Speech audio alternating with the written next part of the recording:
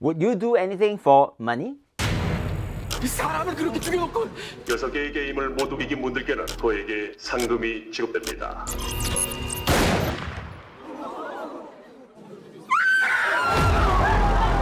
Hi everyone, this is Cayden. Today I'll share with you some financial learnings on this hit Korean series called Squid Game. First, let's talk about debts.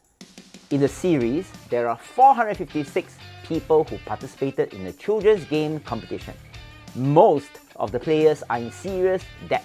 Just to share with you, I have debts myself back in time when I was studying in National University of Singapore. The first biggest learning lesson throughout these 30 years of my investment journey, plus from the successful people that I've learned, is first thing is to make sure that your pocket has no holes. In short, is to keep your debts as low as you can. Second, gambling.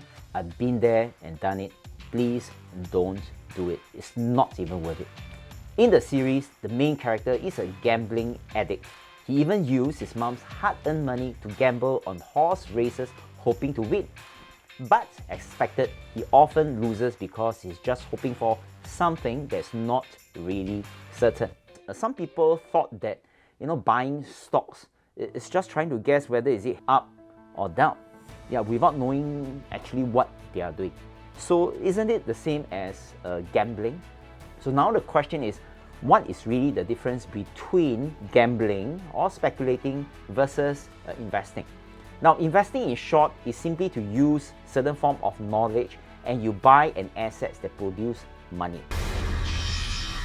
And of course, don't be greedy. One of the characters in the series is known as the smartest and most successful in his village, but he still ended up being in debt because of greediness. He embezzled company money for investment, and that investment unfortunately was a huge loss. But the interesting question is always how much is enough?